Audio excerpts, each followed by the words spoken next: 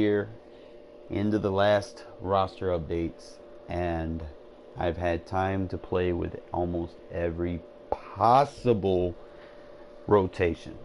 And I played a few games with this recent rotation, and oh my god, it is fucking lovely. So let's get into it. I'm gonna explain everything too. Quarterback, obviously, it's gonna be Carr. You got Kaiser and Peterman. The main thing when you go on your quarterbacks, all you want is, that not to be oblivious if possible. Now I know the other two quarterbacks are oblivious, but they do other things better than Mike Glennon does. So you need to make sure he has the ideal on forcing passes. You need to make sure he has those. Okay.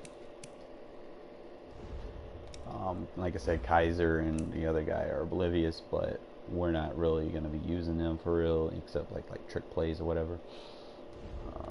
And like I said, you're not going to be using your third string, but he's better than fucking Glennon is anyway. So, all right, now let's kind of get into the halfback positionings, because it really depends on your play style.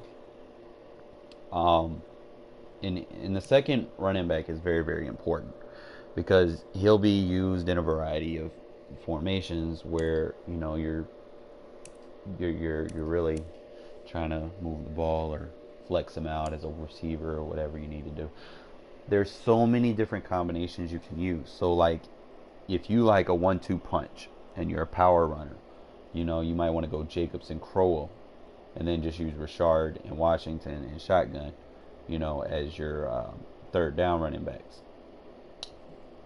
So if you want to do it that way, you could go Jacobs and Washington, like if you want to go the traditional inside-outside style of running.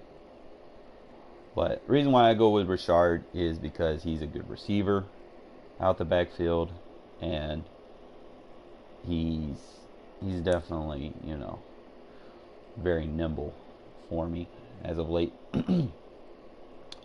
Now, a lot of people might ask me, why do you use Rod Smith over Alex Ingold? I love Alex Ingold, and sometimes I do use him in certain formations, but I've come across a very intriguing stat. Okay, strength.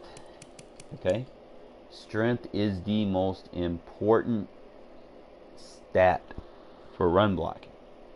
Okay, as well as size. So if he's plus 40, every plus 40 is going to basically amplify his run blocking. So, someone wants to come out in a nickel cornerback, nickel position, he's fast enough to get to the outside to get to the nickel, but he's also big enough to where he can just block him and not get block shedded. Okay?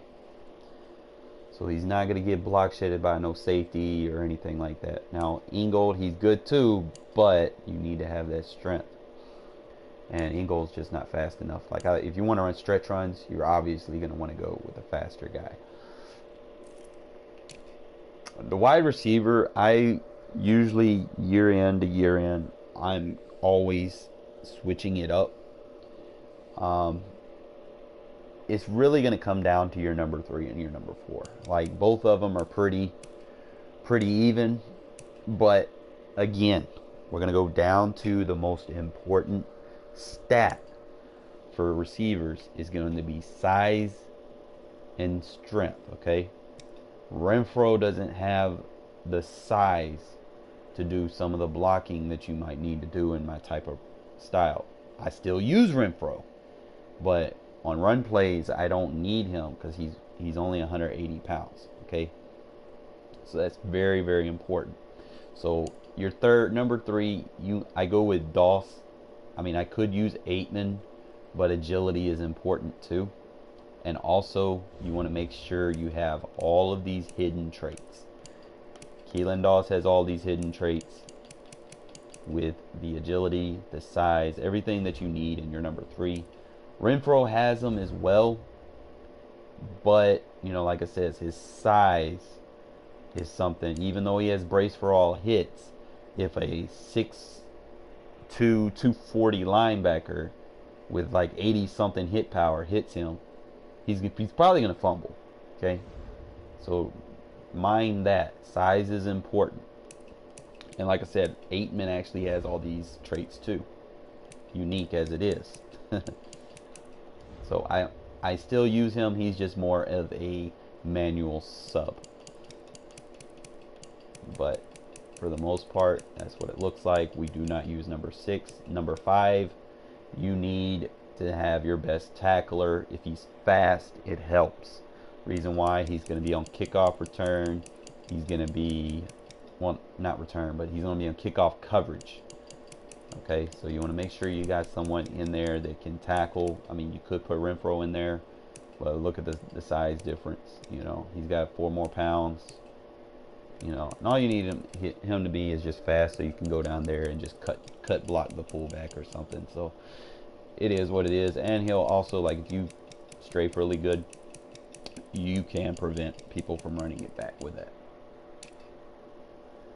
The tight end position in most of this offense that I run is 2 tight end sets. Occasionally I do use a 3 tight end set, and usually the 3rd tight end is going to be blocking. Okay, so you need, hey, welcome to the stream. You can always, like, after I'm done with the video, you can always just rewatch it. Okay, so the 3rd tight end needs to be able to block. All right, so we go on with Alex Ingold. And like I said, occasionally I do use Derek Carrier, but in the blocking game, he's just not going to work for you, okay? Left tackle, now he is the weakest of the bunch, usually. Your main key stats you're going to want for your lineman is going to be awareness, strength, and, you know, blocking, obviously. The reason why he's the weakest because he doesn't have that 85 awareness. That is the elite threshold for him to not get confused in his blocking assignments. Like if you motion people over, it makes sure that he sticks the right person that he's supposed to stick. So he doesn't have the 85 threshold.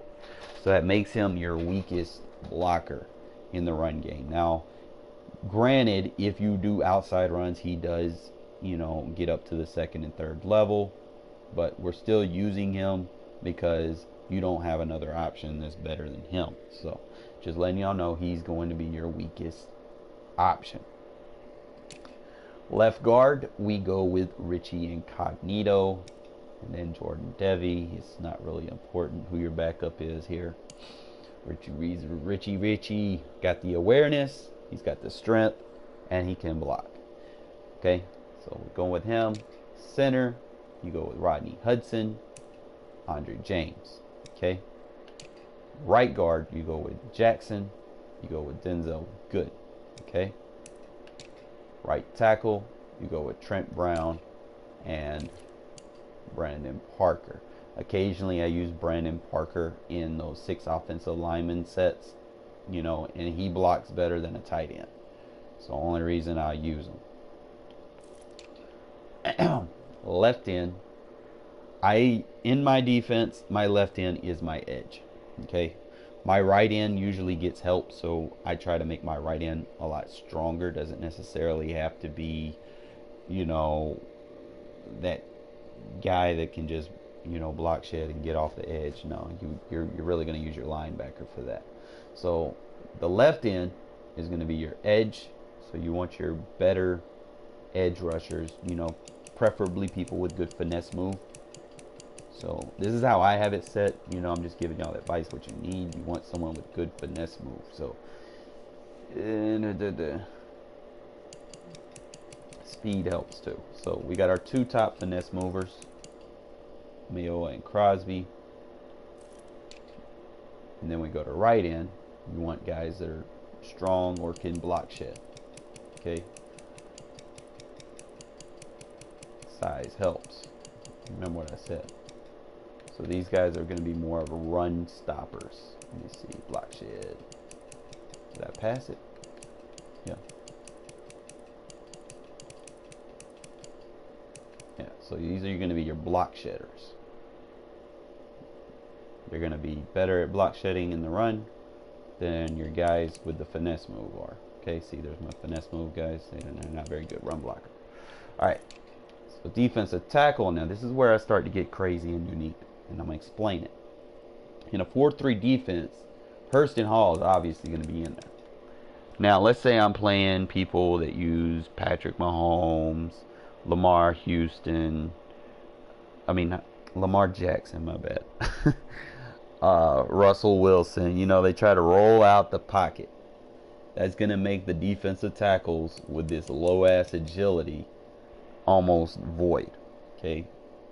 So what I do is I put my starting right end and left end as my number 3 and number 4.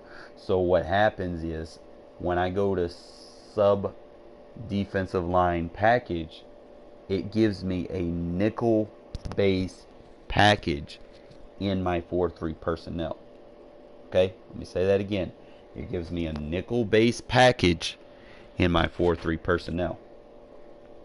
Meaning I'll have 4 defensive ends on the line, and I can get to the outside and stop those little glitchy quarterback tap L2, try to run outside and expose the defense shit. Okay. And number 5, you're going to use your 3rd defensive tackle. Okay, and you're wondering how's he going to be utilized. Remember, if you set your depth chart, your auto subs up, and these are your number 1 and number 2 guys, then it's going to bypass them too if they're on the field at defensive end, and it's going to go straight to him. Okay. Now your left outside linebacker and your right outside linebacker, you want guys that can cover, have decent speed. You want them to be able to kind of rush and also be able to kind of get to the outsides pretty fast. So I'm using Morrow. And your backups, you want guys that can hit. Okay, these guys are going to be utilized on special teams. 3rd string's not really going to be utilized. I just put someone in there just in case, like if you're playing franchise or something and you need depth. You know, that's basically kind of what you need. All right. Middle linebacker, you want a guy that you can use her. Agility is important, but at the same time, you know, size is important too. So you don't want someone 224. You want someone a little bit stronger, you know, a little bit heavier. So I'm going 235. Your backup needs to be a hitter. Okay, just the same as like a 3-4 defense. You want one guy that can cover and one guy that can hit. You know, so you got your zoomer and your thumper. Okay, so if I sense someone coming out in a run formation, they're gonna try to run the ball. I can just manually sub him in a lot easier or whatever. But also the main thing is you want to get him in on special teams. And also number 3 and number 4 are used on special teams, so you need to make sure they're in there. You don't want to put someone in that's not very good. Right outside linebacker, same thing. You have your guy. Usually this is going to be your other edge, but you need to make sure he can block shed. It's very important. Your right outside and your right ends can block shed pretty good. Okay. So that we go with Whitehead and Lee. Lee will be on kickoff coverage. You want someone that can kind of hit. I don't know how y'all depth chart is, but Lee's the guy I'm using there. Alright, so for the cornerback position, this is where I started to get funky with it, okay? And I'm going to explain why it is the way it is. Recently, within the last 2 years, they've added unique formations. The sub linebacker, the rush defensive ends, rush defensive tackles, slot corners, you know, stuff like that. They're very unique, and basically when you come out in a formation, they're going to already be applied without you using a sub or, you know, any kind of sub formations. So with that being done, now we can focus on adjusting our lineup for our base defense. Okay, just like I did with my defensive tackles. You're going to have your number 1 and your number 2. Okay? Because we run slot corners from the depth chart from the new formations they give us, we want a safety right here. The reason why I want this safety, you want to make sure you can hit. He's going to be on your kickoff coverage. Okay? He's going to be on that outside guy. You don't want this guy getting blocked. So he needs to be able to block shed, get off, and hit. So I usually try to keep a good guy on the outside. And I'm going to show y'all after. I'm going to probably play a game, and I'm going to kind of show you how these guys are lining up. And he's going to be on that outside edge. And I can't tell you, like, ever since I put him there, man, he's been getting some wood laid off on those little guys thinking they can cut to the outside. Johnson, he's going to be used a lot too. Because he's number 4, he's going to be on the punt. Like when you go to punt, like deep, punt left, punt right, whatever, he'll be on that left side. So if you want to put that trick play in where the fullback passes the ball, he was also a receiver once upon a time. So he has receiving stats. He can run routes kind of good, you know, whatever. You know, you put him in there, and he's fast. It helps. Number 5, we go with Carl Joseph. Okay, this is going to put him on the other outside edge. All right, so now we got 2 safeties on the outside edge that can hit. This will keep them motherfuckers from trying to run all around the fucking map to the left, to the right, trying to get to the sidelines. You know, you got someone that can hit. He's going to have to, you know, kind of tone that shit down. All right. So we go with our free safety. We're starting Jonathan Abrams. I use Joyner here, and I'm going to have to kind of go over 2 positions at the same time. The reason why. Because Jonathan Abram is our starting sub linebacker. Okay. So when he's our starting sub linebacker, that's going to promote Joyner to the starter in my nickel defense. Okay. Strong safety, we're going to start Carl Joseph. Reason why we put Abram as our second string, this gets him on kickoff coverage. And then we have Riley. Okay. Now we go to our kicker. Obviously, we go Carlson. Punter, you go Cole. Kick return. I've been kind of fooling around with this a lot lately, and I was using Rod Smith as my number 2 because I like his size, but I felt like, you know, your 2 kick returners need to be able to return the ball, but they need to have their own unique styles of returning the ball. Okay, so I go with speed, I go with power and agility. Okay, and he can also block, which is good. Punt return, because this one really depends on your stick work. Okay, if you're not good with sticks, don't use Gafford. Okay, use fucking Harris. Harris got better stick abilities. But if you're good with the sticks, I got a little glitchy ass spin move that I use with Rico that usually, if I do it right, I can usually break for a touchdown on punt returns. Because once he breaks the sidelines, no one's really gonna catch him. There's your kickoff starter. There's your long snapper. Now I'm going to talk about long snapper. You're going to have to do one on a manual sub. The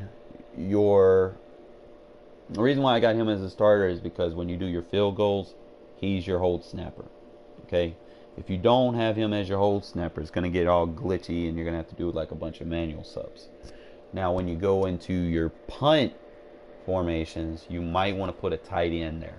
And the tight end that I'm going to use is going to be Carrier because of his speed. Okay, you want someone that can get down the field real fast on kickoff or punt coverage. Our third down running back, we're using Washington, and then Richard's your backup. Your power run back, you go with Crowell and Rod Smith. Your slot receiver, this is how we get Renfro in. Okay, you use Renfro and Doss, and I think the Raiders have one formation where you use both of them. And your rush left end, remember what I said about left end, he needs to be able to finesse. Bear with me. Your rush left end needs to have good finesse moves, so we get our 2 top finessers. Your rush right end, now because it's a rushing situation, He can finesse, but he's got decent power. So we go with Crosby and Jordan. All right. Your rush defensive tackle, you have Hurst and Hall. And if you go sub defensive line, you'll have Hall and Furl. Okay. So that when you go sub D line, you're going to have Furl, Hall, Jordan, and Crosby. Okay. So you have 3 of your guys. All right. Again, here we go again. Sub linebackers. You want Abrams, Riley, and Harris. Okay. You want guys in the 70 plus tier range on strength. Anything in the box, they need to have 70 plus tier if they're a safety, because you don't want them to get blocked, or you want them to be able to get off their blocks fast. Okay. You want them to have as close to linebacker strength as possible. If they're anything less than that, they might be good in coverage, like I was using Joyner. He's great in coverage, but in the run game, he gets blocked. You know, you don't want your best guys in zone coverage getting blocked. Your slot corners. This is why we can afford to put a safety at number 3 on our corner position, because we got our corners right here. Okay, so we got Isaiah Johnson and Evan Lawson here. All right, so that's the full depth chart. Now I'm going to kind of go into practice mode, so I'm going to show you how these guys are lining up.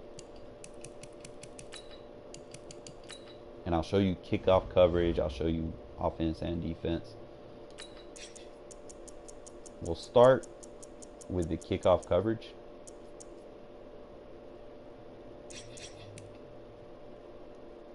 Let me back up. And like I said, I put a lot of games and time into this depth chart. I usually do every year, because I want to make sure you have the best possible depth chart. So we'll go kickoff, and then we'll do both sides, so y'all can see where they're just lining up.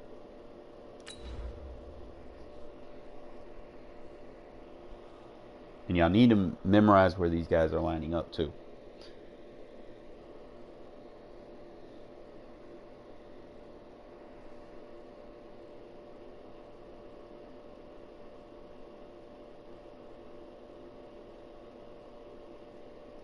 And some of these depth chart positions, no one is telling you about. Like this is going to get crazy. Like, you're going to have better blocking with these positionings. You're going to have better block sheds on coverage with these positions. And let me just show you. Okay, let me show you where my guys are lining up. Okay, cool. They're lining up in the correct position on both sides. See how I got speed blockers up the middle, and I'm not outrunning them? So we'll go into instant replay, and it should be set for both teams. All right, remember every position that I showed you, I told you where they were going to be at. I think the only thing, I might need to make one adjustment.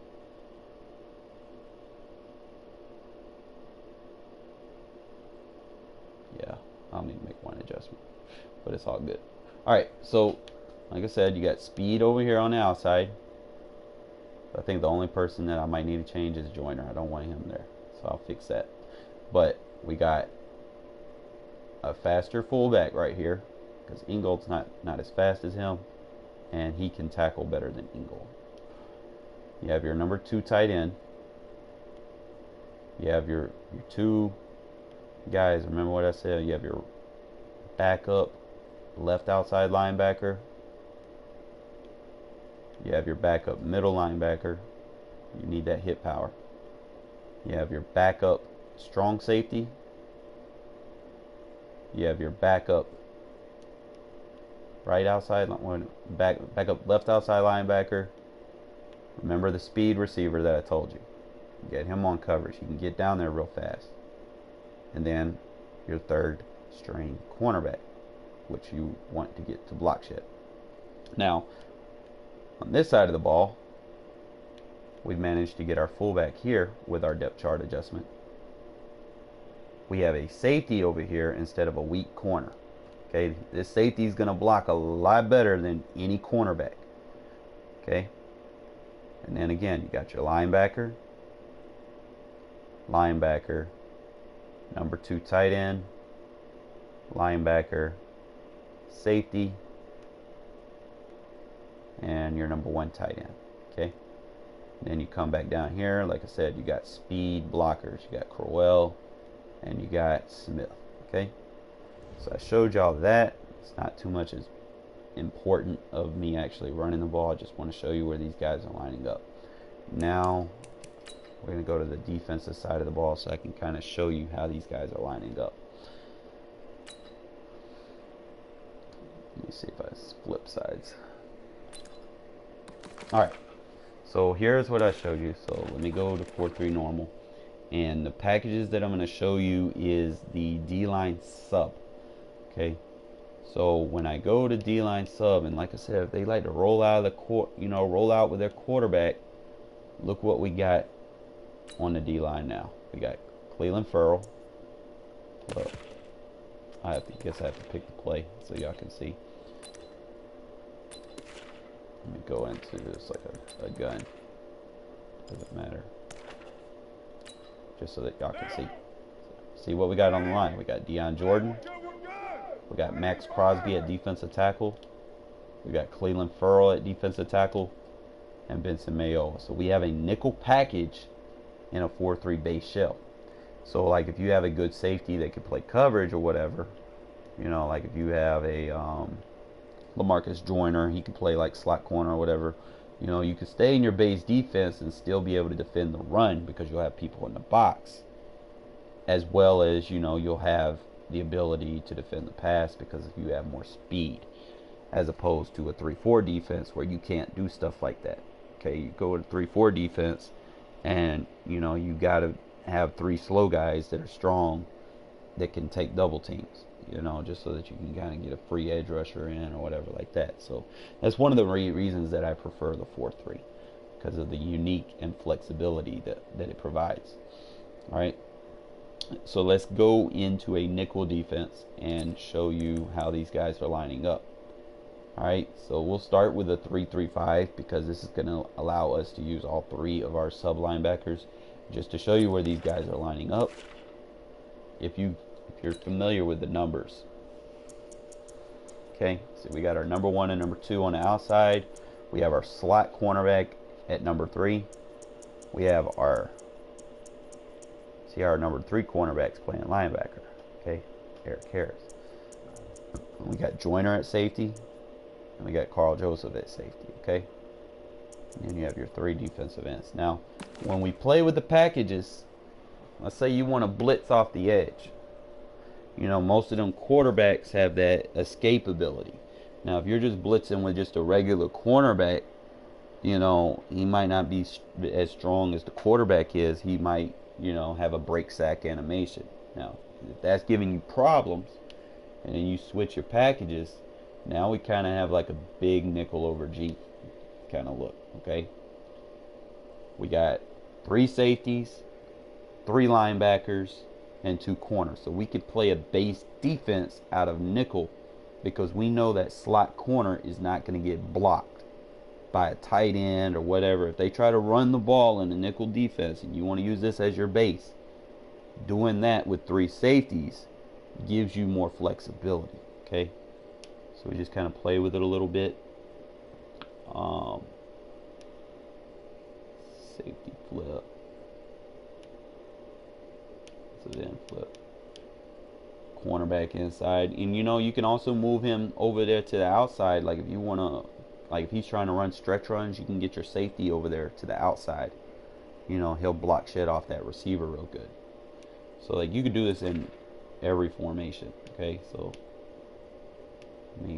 see right there, you go cornerback swap. Look there, bam, he's in a slot. You put your other safety there in the slot. And this is nice. Okay, let me go to a dime just so you show how dime works. Notice that we still have our slot corners in there. We don't have a safety in there. If we're worried about them running and we're playing a dime defense, bam, just flip it. Okay, that's going to give you 3 safeties, so you can kind of base with a dime. You know, if that's how you like to play defense, it'll help you a little bit in the run. That's pretty much it. Now, offensively, we'll go to flip the play, flip sides. I think I. All right, we just got to pick a play and let it go. That's the only thing I hate about practice mode. They won't just let you flip sides. All right, so offensively, I'm going to show you something. Okay, the reason why I'm going with a fullback, I'm going to actually run these plays. Okay, when you're running stretch runs, you do like I was doing it with the Ingold for a while, and Ingold just wasn't kicking to the outside fast enough. Ingold's still good. He's good on inside runs and zone runs, but when you want to get the ball to the outside, I'm going to show you something. Okay, my boy Rod Smith gets to the fucking outside. We'll actually go to a run defense. This I'm gonna play to that side. Okay, so we're not gonna do no motions or anything. I should do a motion because we know it's a zone coverage.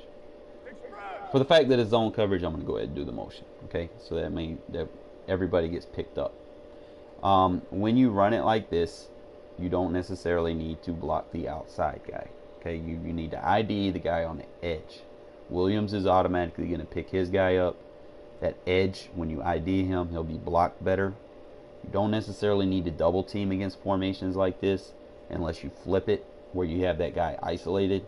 Because anytime you have two defensive linemen that close and you try to double team, someone's going to get a block shot. So you got to be very cautious of when you use the double team and how you use it. But for the primary focus of me showing you this play is watch how fast Smith gets to the outside. Okay, he gets out in front of you and picks a block up. Okay, now if I do that with Ingold's not going to get out as fast. So let's do the same play with Ingold. I mean, I'll still be able to run it, but he's not going to get out of the backfield as fast. Okay. So like if I just manually sub Ingold in just for the purpose of showing you guys. Like the play will still work because I know it'll beat it, but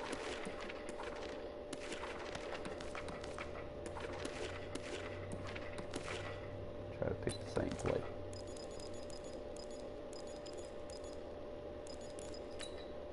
Alright, we're gonna run it the same way because we know it's a zone. We're gonna motion him out. Alright. So watch Ingold. I'm gonna have to wait a little bit longer before I can kick it outside because Ingold's not as fast. See how much longer it takes him to get out of the backfield. Okay, so on outside runs, you have to like really be patient if you want to use Ingold. So like if I do it, I mean I'm not gonna be able to cut it straight outside. Like I'll have to wait until he kicks upfield and then cut up. Okay. So it's going to take longer to develop. So that's why we use Rod Smith. Let's see what other packages that I had that were influenced. Oh, another package that is influenced by us using Rod Smith as fullback. This allows us to use Ingold as a fullback when we really want to just power dive the ball right up the middle. Okay, so let's say you don't want to use Jacobs. I could probably do this in any formation. Let's say you don't want to use Jacobs. You know, if you're playing CFM or something like that and Jacobs is hurt or whatever, you know, do this. Watch this. Go to any package called Jumbo. Now look at what we're working with. We got Ingold at fullback and we got Rod Smith at halfback. Okay, so we can run straight at them motherfuckers with the dives and inside zones or whatever. Okay. Trying to see if there's any more packages that I need to go over. I think I pretty much covered all of them for the base part.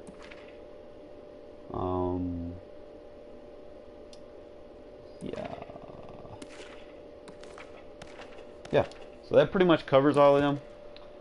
If y'all want to stick around while I play the game, I'm gonna go ahead and end this video so that people can see it, and then I'm gonna stream a live game immediately after. So if y'all want to follow me, go ahead and hit the sub, like, whatever, and catch me here in about 5 minutes, and I'm going to turn the stream back on. Okay, appreciate you guys.